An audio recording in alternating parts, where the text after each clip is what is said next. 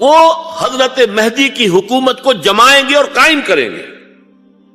اب ذرا نوٹ کیجئے کہ جزیرہ نما عرب کے مشرق میں کون سے ملک ہیں؟ 3: ایران، افغانستان، پاکستان۔ یہ 3 سالڈ مسلم ممالک، مسلم آبادی اکثریت۔ ویسے تو یہ کہ آگے ہندوستان میں 20 کروڑ مسلمان ہیں، لیکن وہ 20 کروڑ جو ہے وہ تو 80 کروڑ کے اندر تحلیل ہو جاتے ہیں غیر مسلموں میں، لیکن یہاں جو معاملہ ہے یہ غالب اکثریت کے۔ ان میں سے ایران کا معاملہ جہاں تک ہے، نمبر 1 یہ کہ وہ شیعہ عقائد کے حصار میں بند ہے، اس سے ادھر ادھر ہونا اس کے لیے ممکن نہیں۔ حدیث میں یہ بھی آتا کہ اصفہان سے 70,000 یہودی دجال کا ساتھ دیں گے۔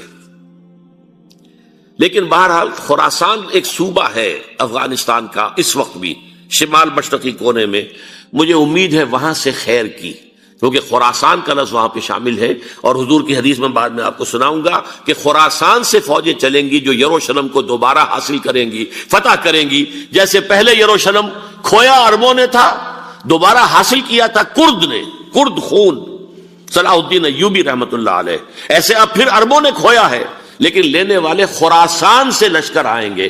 یخرج من خراسان رایات و سود لا يردها شیء حتی تنصب بإیلیا، خراسان کے علاقے سے کالے علم لے کر لشکر چلیں گے جن کے رخ کو کوئی موڑ نہیں سکے گا جب تک کہ وہ جا کر یروشلم میں نصب نہ ہو جائے۔ اس کے بعد نام آتا ہے پاکستان کا۔ یہ ہے میری اور آپ کی داستان، اور یہ ہے سبب جس کی وجہ سے کہ میں آپ سے یہ گفتگو کر رہا ہوں۔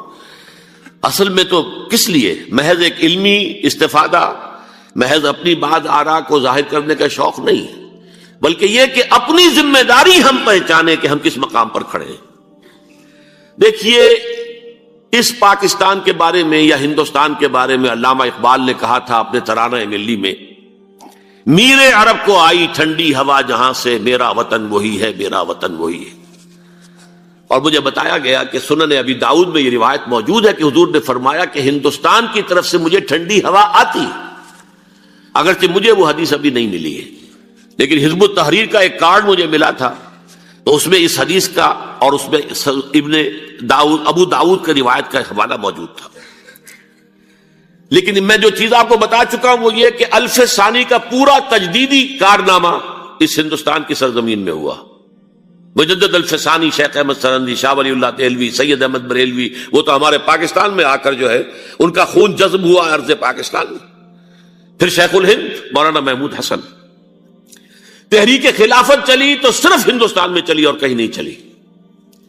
آزادی کی تحریک چلی پوری دنیا میں، وہ نیشنلزم کی بنیاد پر چلی، ملے نیشنلزم، عرب نیشنلزم، ترک نیشنلزم۔ ہمارے ہاں چلی تو اسلام کے نام پر، پاکستان کا مطلب کیا؟ لا الہ الا اللہ۔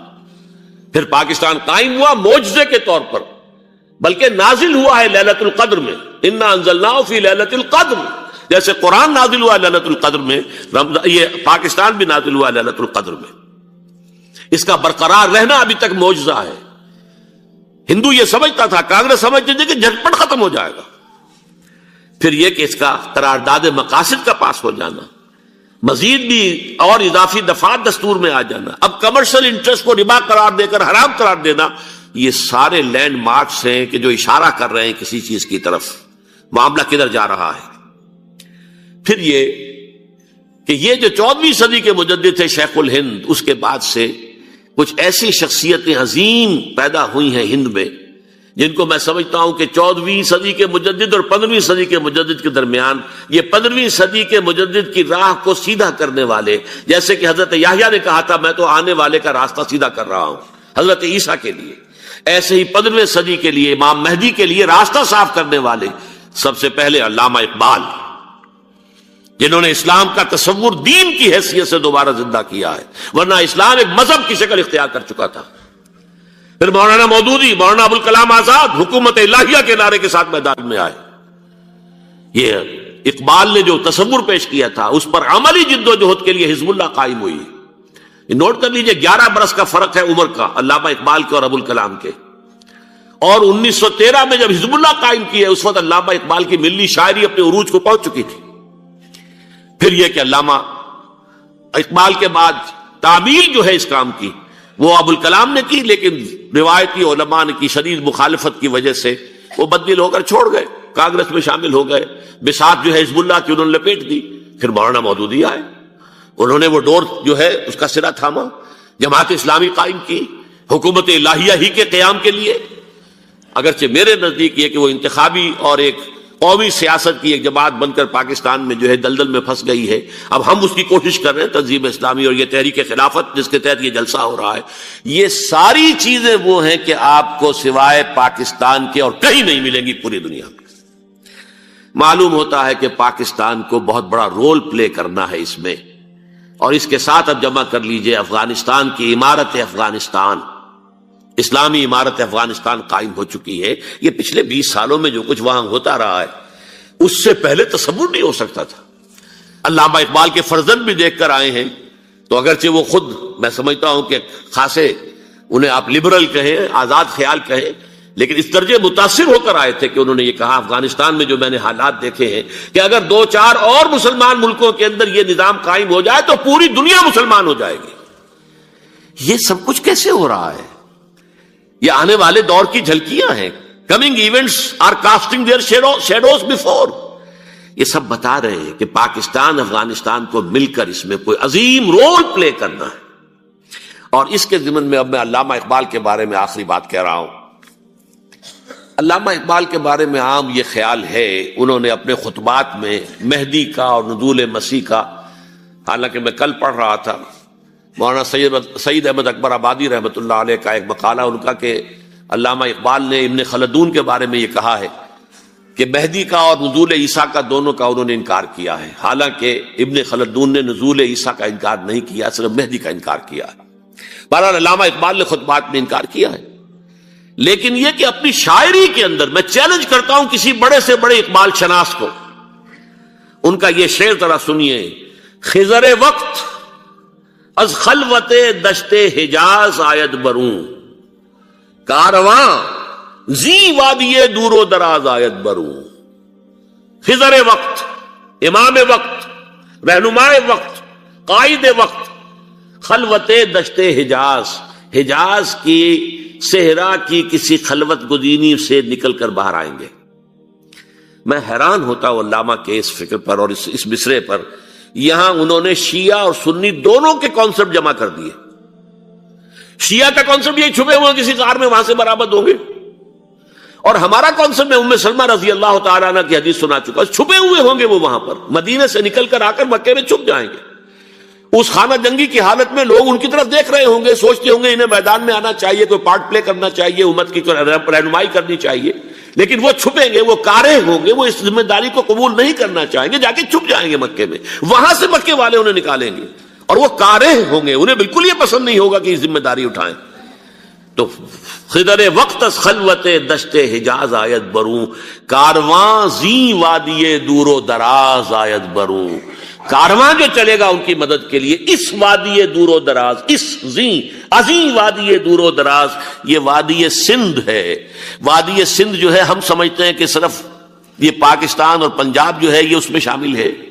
سندھ اور پنجاب نہیں، افغانستان کا پورا مشرقی علاقہ اس میں شامل ہے. جیسے دریائے جہلم سندھ میں جا رہا ہے، جیسے دریائے گلگت سندھ میں آ کر ملتا ہے، جیسے دریائے چناب اور راوی اور جہلم اور یہ سب جا رہے ہیں اور آ رہے ہیں، اسی طرح دریائے کابل کہاں سے آ رہا ہے، دریائے گومل کہاں سے آ رہا ہے، ٹوچی کہاں سے آ رہا ہے. یہ سارا جو ہے ڈرین جو ہو رہا ہے، ایسٹرن جو ہے پارٹ آف افغانستان، یہ سب وادی ہے. اس وادی کے یہ دو حصے ہیں، ایک حصہ جو ہے یہ ادھر پاکستان میں ہے، اور اسی وادی کا دوسرا حصہ جو ہے وہ افغانستان میں ہے. کارواں زی وادی دور و دراز آیت بروں، کارواں چلے گا یہاں سے. یخرج ناس من المشرق یؤتون للمہدی، یعنی سلطان ہی مشرق سے فوجیں چلیں گی کہ جو مہدی کی حکومت قائم کریں گی.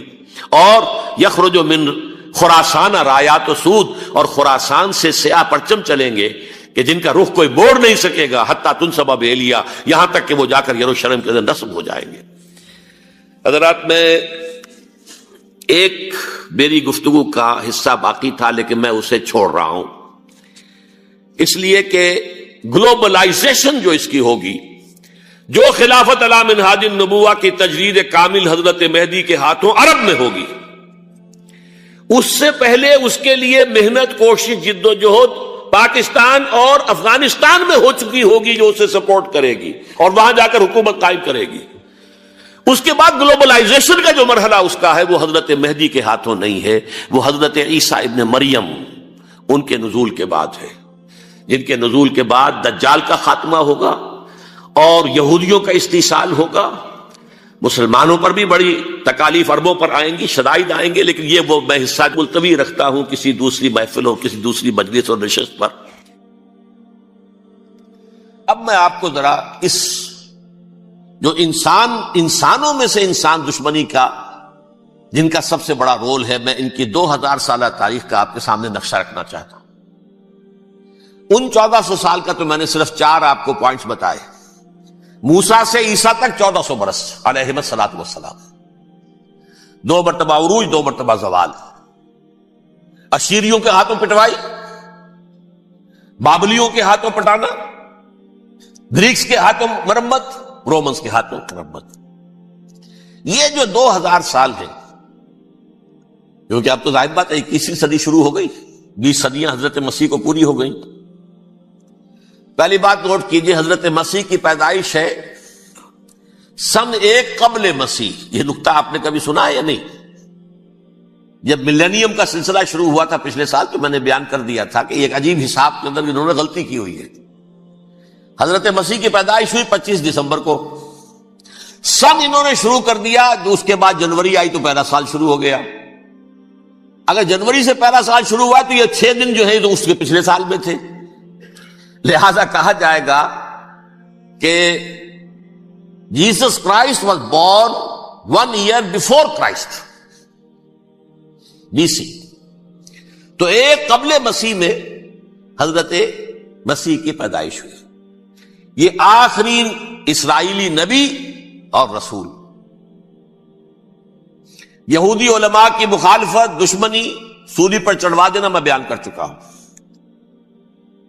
سن 33 عیسوی میں جبکہ حضرت مسیح کی عمر 33 برس تھی، اللہ تعالیٰ نے انہیں زندہ آسمان پر اٹھا لیا. لیکن یہودیوں نے اپنے خیال کے مطابق انہیں سولی پر چڑھوا دیا، ان کی موت واقع ہو گئی. اگرچہ اس کے بعد یہ اختلاف ہے ان میں، یہودی کہتے ہیں وہ سولی پر چڑھ گیا، ختم ہوا، مر گیا. عیسائی کہتے ہیں نہیں، انتقال ہوا ہے مسیح کا صلیب پر، لیکن پھر وہ دوبارہ زندہ ہو گئے ہیں. ان کی لاش ایک غار میں رکھ دی گئی تھی، وہاں ریزریکشن ہو گیا، ان کا باعث بعد الموت وہی ہو گیا، اور پھر انہیں اللہ نے زندہ آسمان پر اٹھا لیا. تو ہمارے اور عیسائیوں کے درمیان نوٹ کر لیجئے، یہ چیز مشترک ہے کہ حضرت مسیح آسمان پر زندہ اٹھائے گئے. فرق کیا ہے؟ وہ سمجھتے ہیں کہ سولی دیے گئے، سولی پر مرے، پھر زندہ ہوئے، پھر گئے. ہم سمجھتے ہیں کہ نہیں، وما صلبوہ وما قتلوہ، انہوں نے نہ صلیب دے سکے انہیں اور نہ انہیں قتل کر سکے، بل رفع اللہ الیہ، اللہ نے اٹھا لیا. پھر ہمارا اور یہ اس کا عیسائیوں کا ایک اور اتفاق ہے، سیکنڈ کمنگ آف جیسس، حضرت مسیح دوبارہ آئیں گے. یہ عیسائیوں کا بھی عقیدہ ہے اور ہمارا بھی. بہرحال تو جیسا کہ میں نے عرض کیا کہ اس وقت یہ عذاب استیصال، عذاب اکبر کے مستحق ہو چکے تھے، لیکن اللہ نے ان کی مدت دراز کی ہے. لیکن ان پر دنیاوی عذاب کا ایک کوڑا جو ہے اللہ تعالی کی طرف سے اسی وقت برسا. دنیاوی عذاب دنیا میں رہتے ہوئے ختم نہیں کیا. 37 برس بعد حضرت مسیح کے رفع سماوی کے 37 برس بعد سن 70 میں یہودیوں نے بغاوت کی رومیوں کے خلاف. رومی ٹائٹس جنرل تھا ایک، اس نے پھر جو حملہ کیا ہے، 1,33,000 یہودی ایک دن میں قتل کیا یروشلم میں،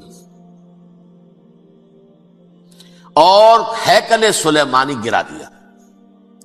وہ ہیکل پہلے بھی گرا تھا، پہلے 1400 سال کے دوران میں بھی نبوکدنضر نے گرایا تھا، لیکن پھر اس کے 150 سال بعد انہوں نے دوبارہ بنا لیا تھا، اس لیے وہ اسے سیکنڈ ٹیمپل کہتے ہیں. پہلا ٹیمپل جو حضرت سلیمان نے بنایا تھا، نبوکدنضر نے گرا دیا 587 قبل مسیح میں، پھر دوبارہ انہوں نے 150 سال کے بعد بنا لیا. وہ اس تاریخ کا حصہ ہے، میں نے جس کے بارے میں آپ کو تفصیل نہیں بتائی. اس میں یہ ہوا سن 70 میں وہ گرا دیا گیا، وہ آج تک گرا پڑا ہوا ہے. نمبر 2 یہ کہہ دیا گیا کہ یہودیوں اس ارض فلسطین سے نکل جاؤ، تم یہاں نہیں رہ سکتے ہو۔ لہذا جس کا جہاں سینگ سمایا چلا گیا، یورپ میں چلے گئے، ایشیا میں آ گئے، عرب میں آ گئے یہ 3 قبیلے جو رات بھی میں نے عرض کیا تھا، بنو قینقاع، بنو نذیر اور بنو قریظہ، یہ وہاں سے آ کے مدینے میں آباد ہو گئے۔ جس کا جہاں سینگ سمایا، افریقہ میں، ہندوستان میں، جہاں چلے گئے۔ ڈایاسپورا اسے کہتے ہیں، وہ آپ نوٹ کر لیجئے اس لفظ ڈایاسپورا، ہمارا دور انتشار، جبکہ ہمیں ہماری اصل سرزمین تو فلسطین ہے، حضرت ابراہیم کا مسکن، حضرت اسحاق، حضرت یعقوب کا مسکن فلسطین، یہ ہے ہماری اصل جاگیر، یہ تو ہماری جدی پشتی جاگیر ہے۔ لیکن یہاں سے نکال دیے گئے سن 70 عیسوی میں، اور وہاں سے لے کے 1917 تک ان کا ڈایاسپورا جاری رہا۔ یہ دور انتشار ہے۔ اس دور انتشار کے چند حصے ہیں جس کو میں چاہتا ہوں کہ آپ علیحدہ علیحدہ سمجھ لیں۔ دور انتشار کا جو پہلا جو ہے تقریباً 300 برس، رومی حکمران تھے، وہ یہودیوں کے بھی دشمن تھے اور عیسائیوں کے بھی دشمن تھے۔ عیسائی اور یہودی ایک دوسرے کے بھی دشمن تھے، لیکن رومی سمجھتے تھے کہ یہ ایک ہی تھیلی کے چٹے بٹے ہیں۔ رومیوں کے نزدیک عیسائی بھی یہودیوں ہی کا ایک فرقہ تھے، کوئی علیحدہ مذہب تو تھا ہی نہیں۔ لہذا رومی جو ہیں رومنز، وہ ان دونوں کو ستاتے تھے، مارتے تھے، اور یہ آپس میں لڑتے تھے۔ یہودی عیسائیوں کو مارتے تھے، عیسائی یہودیوں کو مارتے تھے۔ یہ ہے 300 برس تک کی تاریخ۔ سن 300 عیسوی میں کیا ہوا؟ ایک معجزہ ہو گیا۔ بہت عظیم ایمپرر کانسٹینٹائن، قسطنطین اعظم، رومن ایمپررز میں سے بہت بڑا ایمپرر، وہ عیسائی ہو گئے۔ اب تو معاملہ بالکل تلپٹ ہو گیا، پوری سلطنت عیسائی ہو گئی۔ اب عیسائیوں کے عیش ہو گئے اور یہودیوں پہ مار پڑنی شروع ہوئی۔ اب عیسائیوں کا آپ خود سوچئے کہ جنہیں وہ خدا بنا بیٹھے ہیں، خدا کا بیٹا قرار دے رہے ہیں، ان کے قاتل کون؟ یہودی، بدماش۔ لہذا ان کی وہ پٹائی شروع ہوئی ہے یورپ میں، پوری رومن امپائر میں، انہیں ذلیل کیا گیا۔ شہروں میں آمد بند، علیحدہ رہو، گھیٹوز کے اندر رہو۔ یہودی کا نام جو ہے وہ گالی بن گیا، جیسے آج بھی یہودی گالی کہتے ہیں، جیسے خنزیر کا لفظ، آخر وہ بھی اللہ کی مخلوق ہے، لیکن آپ کو معلوم ہے کوئی شخص زبان پر نام نہیں لانا چاہتا خنزیر کا، سور کا، ہے تو مخلوق وہ بھی ایک حیوان ہے۔ ایسے ہی یہ ہے یہودی، یہودی گالی، جیو گیوٹ گالی۔ لہذا ایک طرف تو ان دونوں کے درمیان دشمنی، جس کو قرآن کہتا ہے وَأَغْرَيْنَا بَيْنَهُمُ الْعَدَاوَةَ وَالْبَغْضَاءَ، ہم نے ان کے مابین دشمنی جو ہے پیدا کر دی۔ اور جب یہ پوری سلطنت عیسائی ہو گئی تو قافیہ تنگ ہو گیا یہودیوں کا۔ اب آئیے 571 عیسوی، یعنی جبکہ ڈایاسپورا کو کتنا عرصہ ہو چکا تھا؟ 500 برس۔ سن 70 سے شروع ہوا نا ڈایاسپورا، جب ٹائٹس نے گرایا ہے ہیکل کو اور نکال باہر کیا انہیں فلسطین سے، بھاگ جاؤ، یہاں ایک یہودی بھی نہیں رہے گا، فلسطین سے نکال دیے گا۔ اس کے پورے 500 برس بعد سن 571 عیسوی میں حضور کی پیدائش ہوئی، ولادت با سعادت محمد رسول اللہ صلی اللہ علیہ وسلم۔ 610 میں آپ پر وحی کا آغاز ہوا، لیکن حضور کے ساتھ ان کا معاملہ کیا رہا؟ اول تو جبکہ حضور ابھی مکے ہی میں تھے، یہودیوں نے ریشہ دوانیاں شروع کر دی حضور کے خلاف۔ قریش مکہ کو سکھاتے تھے، پڑھاتے تھے، ان سے یہ پوچھو، ان سے یہ پوچھو، انہیں اس طرح تنگ کرو، ان سے یہ امتحان لو، یہ آپ کے علم میں ہے۔ سورہ بنی اسرائیل میں، سورہ کہف میں وہ سوالات، جو امتحانی سوالات آئے تھے، ذوالقرنین کون تھا، اصحاب کہف کون تھے، تم رسول بنے پھرتے ہو تو بتاؤ، اور یہ روح کی حقیقت کیا بتاؤ۔ یہ ساری ریشہ دوانیاں کر رہے تھے بیٹھے ہوئے، ابھی وہیں پر حضور ابھی پہنچے بھی نہیں۔ ہجرت فرما کر حضور تشریف لے آئے تو حضور نے، جسے ماسٹر سٹروک کہا جائے گا، یعنی اسٹیٹس مین شپ کا ماسٹر سٹروک، آپ نے مدینے میں آتے یہودیوں کے ساتھ پیکٹ کر دیا، جوائنٹ ڈیفنس پیکٹ آف مدینہ، کہ اگر مکے والے ہم پر حملہ کریں گے تو ہم مل جل کر ایک قوم کی حیثیت سے مقابلہ کریں گے. یہ میثاق مدینہ کہلاتا ہے، جس کے بہت غلط معنی پہنائے جا رہے ہیں آج کل. بہرحال میں موضوع میرا چونکہ یہ نہیں، میں ادھر نہیں جاؤں گا. لیکن ہوا کیا؟ ہر مرتبہ یہ خیانت کے مرتکب ہوئے، ان نے جو عہد کیے تھے ان سے پھرے، اندر ہی اندر سازش ریشہ دوانی، حضور کی بدترین دشمنی. سورہ نساء کی آیت نمبر 12 میں 14 میں 13 میں فرمایا ہے لا تزال تطلع علی خائنۃ منہم. اے نبی ہمیشہ آپ کے علم میں ان کی طرف سے خیانتیں، بدیانتیاں آتی رہیں گی. اور بار بار وہ مسلسل جنگ کی آگ بھڑکاتے تھے. قریش کو دعوت دیتے آؤ آؤ آؤ، ہم اندر سے بغاوت کر دیں گے، تم آؤ تو صحیح، ختم کریں محمد کو اور اہل ایمان کو صلی اللہ علیہ وسلم ورضی اللہ تعالی عنہم اجمعین. لیکن پھر جب وہ آتے تھے تو یہ دبک جاتے تھے، ان میں ہمت نہیں تھی، میدان کے مرد نہیں رہے تھے. یہ سورہ حشر میں ان کا نقشہ کھینچا گیا ہے. کھلے میدان میں مقابلے کی اس کے اندر صلاحیت ہی نہیں ہے. یہ تو فصیلوں کے پیچھے سے، جیسے عورتیں کہیں دیہات میں لڑائی ہوتی ہے تو مرد جو ہے گلیوں میں لڑتے ہیں، عورتیں اوپر سے پتھر پھینکتی ہیں، بس وہ کام یہ کر سکتے تھے. من ورائے جدر، فصیلوں کے پیچھے سے، جنگ میں میدان میں نہیں آ سکتے. بہرحال قرآن مجید میں ہے یہ سورہ مائدہ کی آیت نمبر 64 کلما اوقدوا نارا للحرب اطفاها اللہ. اکثر و بیشتر مواقع پر تو یہ جب آگ بھڑکاتے تھے جنگ کی، اللہ اسے بجھا دیتا تھا. لیکن بہرحال اس کے باوجود جنگیں ہوئی، غزوہ بدر، غزوہ احد ہوئی کہ نہیں؟ یہ ساری اس اصل شرارت میں. اور اس کے نتیجے میں حضور نے پھر ایک ایک کر کے 3 قبیلوں کو سزا دی. غزوہ بدر کے فوراً بعد بنو قینقاع نکالے گئے مدینے سے، غزوہ احد کے فوراً بعد بنو نذیر نکالے گئے، اور غزوہ احزاب کے بعد بنو قریظہ نکال دیے گئے. یہ تو میں نے آپ کے سامنے رکھ دیا صرف حضور کے زمانے میں ان کا کیا رویہ رہا. دشمن، رات بھی ہم نے وہ آیت پڑھی تھی لَتَجِدَنَّ أَشَدَّ النَّاسِ عَدَاوَةً لِلَّذِينَ آمَنُوا الْيَهُودُ وَالَّذِينَ أَشْرَكُوا. اہل ایمان کی دشمنی میں شدید ترین تم پاؤ گے یہودیوں کو اور مشرکین کو. مشرکین بھی بعد میں ہے، پہلے یہودی. حضور کے بعد کیا ہوا اب یہ نوٹ کیجئے، یہ ان کی تاریخ کا دوسرا دور. حضرت عمر رضی اللہ تعالی عنہ کا عہد خلافت ہے. بیت المقدس کا محاصرہ کیا گیا، فصیل بڑی اونچی، شہر اندر سے سیلف سفیشنٹ، حملے کا راستہ کوئی نہیں. محاصرہ طول کھینچ رہا ہے لیکن ان کے پاس رسد بھی موجود ہے، پانی بھی موجود ہے، وہ دروازے بند کر کے بیٹھے ہوئے. بالآخر اللہ تعالیٰ کی مشیت کا ظہور کیسے ہوا؟ ان کے کچھ علماء آئے فصیل پر، کہا دیکھو مسلمانوں، تم قیامت تک بھی یہاں پڑے رہو گے محاصرہ کر کے، ہمارا یہ شہر فتح نہیں ہوگا. ہاں ایک درویش بادشاہ کے ہاتھوں یہ شہر فتح ہونا ہے، لیکن تمہارے اندر ہمیں وہ نظر نہیں آ رہا.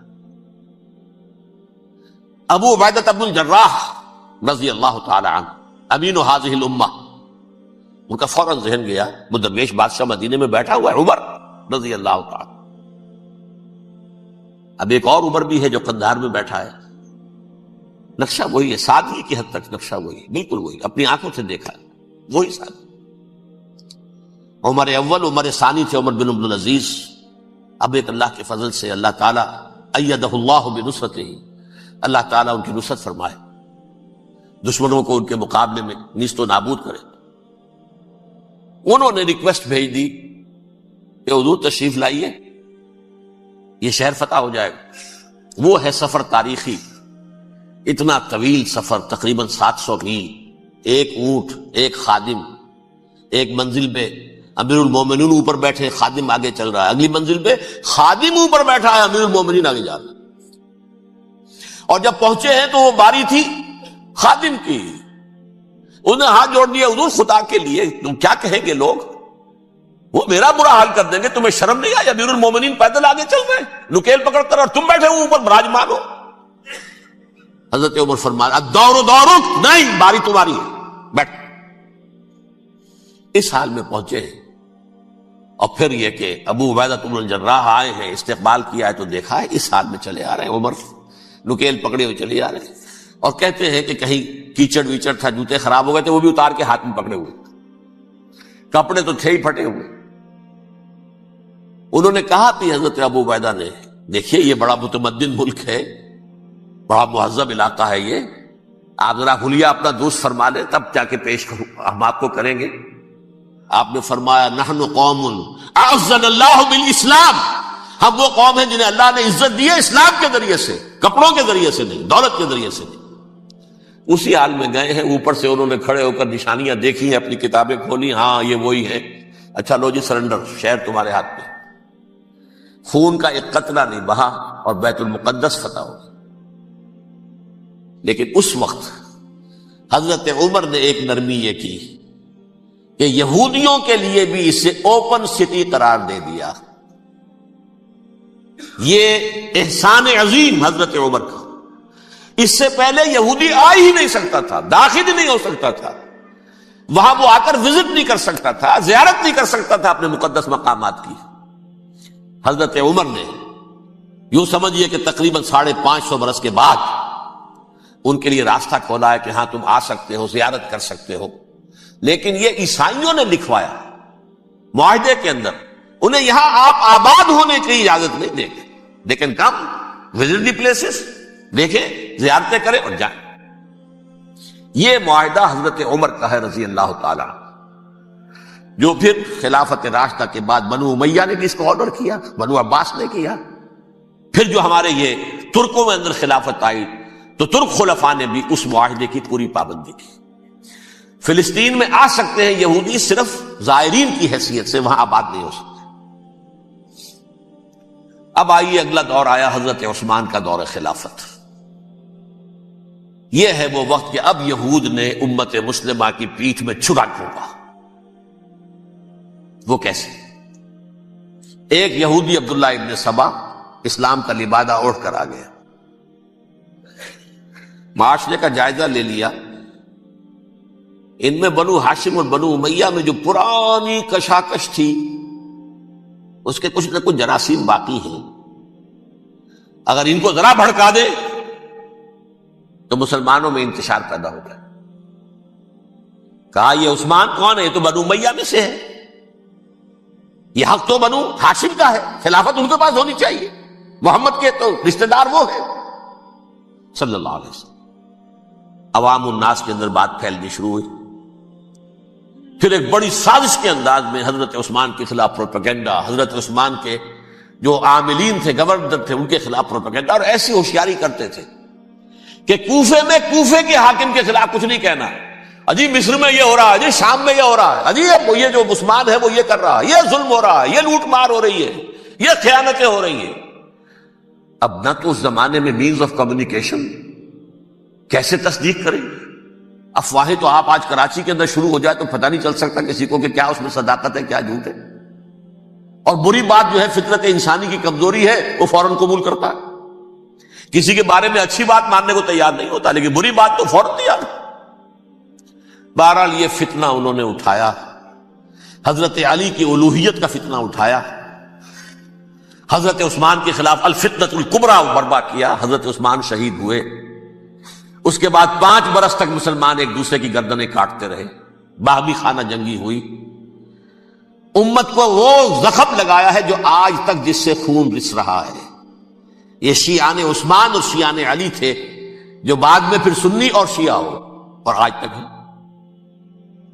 فتنہ کس نے جگایا؟ ایک عبداللہ ابن سبا یہودی اور اس کے کارندے، شیطان کا ایجنٹ، اور انسانوں میں سے بھی اس کے جو بھی حواریین تھے اور شیطانوں کے اندر سے بھی تھے، انہوں نے بھی اس آگ کو بھڑکایا۔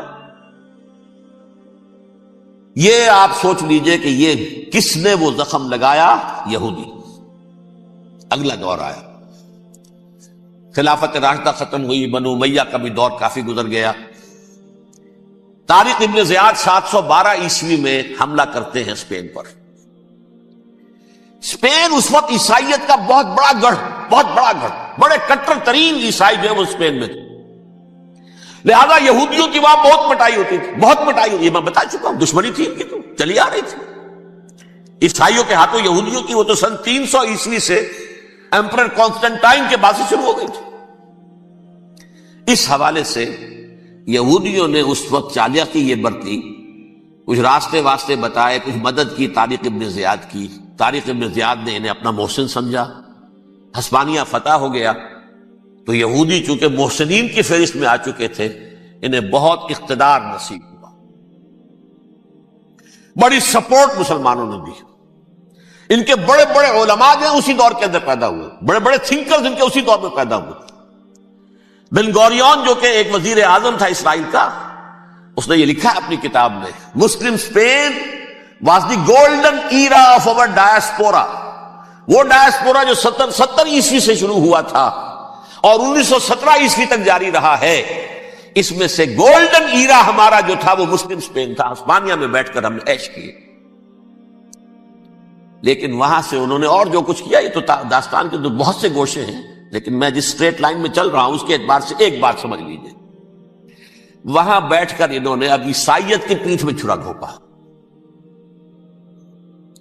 پروٹیسٹنٹ مذہب پیدا کیا، تقسیم کر دیا، جیسے شیعہ سنی کی تقسیم، عبداللہ ابن سبا، رومن کیتھولک اور پروٹیسٹنٹ کی تقسیم، یہودی علماء۔ ہوتا کیا تھا، ہسپانیہ کی یونیورسٹیاں ہیں، کارڈووا میں ہے، ٹولیڈو میں ہے، گریناڈا میں ہے، غرناطہ، قرطبہ، تولیتلا، اور وہاں آتے تھے لوگ، فرانس سے چلے آ رہے ہیں نوجوان پڑھنے کے لیے، جرمنی سے چلے آ رہے ہیں، اٹلی سے چلے آ رہے ہیں، 3 ہی ملک قریب ترین پڑھتے ہیں سینٹرل جو یورپ کے ہیں۔ یہاں پر جو ہے وہ اسلام جو نور پھیلا رہا تھا اس سے بھی مستفیض ہوئے، جہالت کے جو ہے پردے ان کے وہ چھٹے، اس کے ساتھ ہی وہ یہودی وہاں ان کے اندر جو جراثیم داخل کر رہے تھے وہ اس عیسائیت کے خلاف بغاوت تھی، جو اس وقت دنیا میں عیسائیت اس وقت تھی، پوپ کا راج تھا دنیا میں اس وقت۔ یورپ میں جو عیسائیت تھی اس میں ایک طرف بادشاہ تھے، لیکن بادشاہوں کی حیثیت وہاں پر یوں سمجھ لیجئے کٹھ پتلیوں کی تھی، اصل قوت پوپ کے ہاتھ میں تھی۔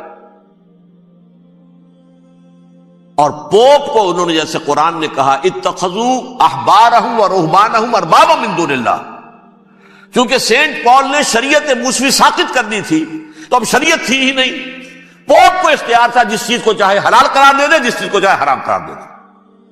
اتخذوا احبارهم ورهبانهم اربابا من دون اللہ۔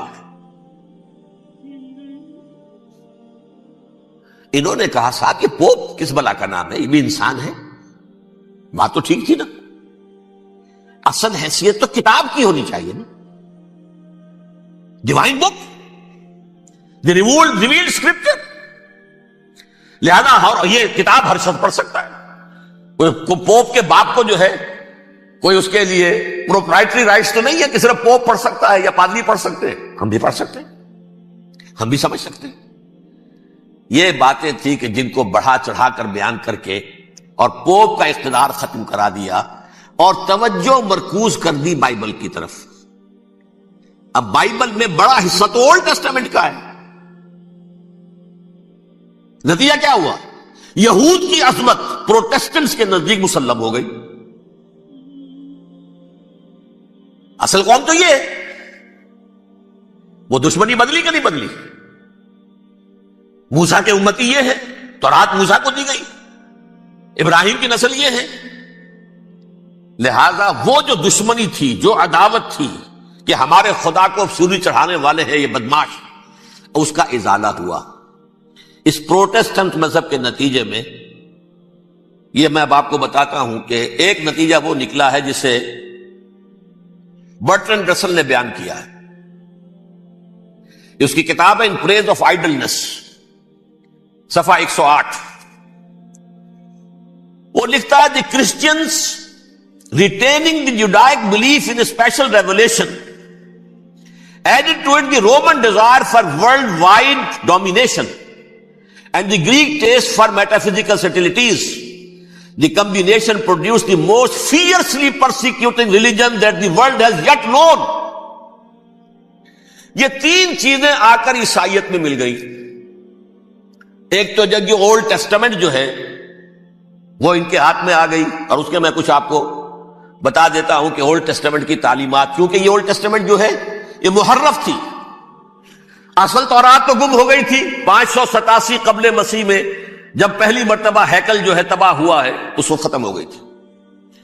اس کے کوئی 150 سال کے بعد انہوں نے یادداشتوں سے مرتب کر کے لکھی ہے. اب اس میں ان کے اپنے خیالات، اپنے امانی، اپنی توجیحات وہ شامل ہو گئی.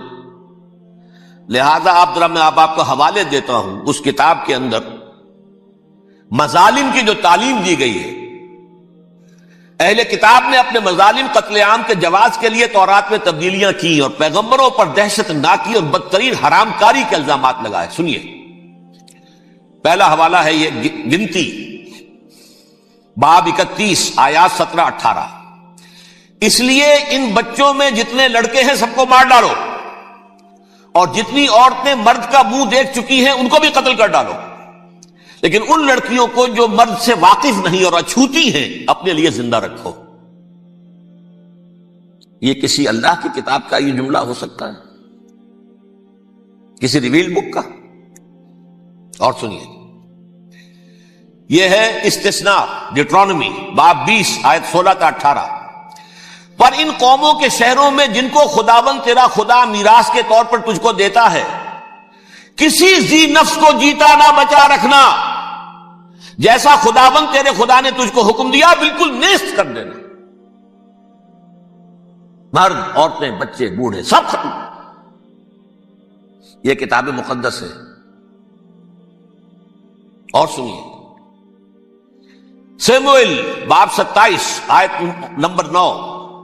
اور داؤد نے اس سرزمین کو تباہ کر ڈالا اور عورت مرد کسی کو جیتا نہ چھوڑا.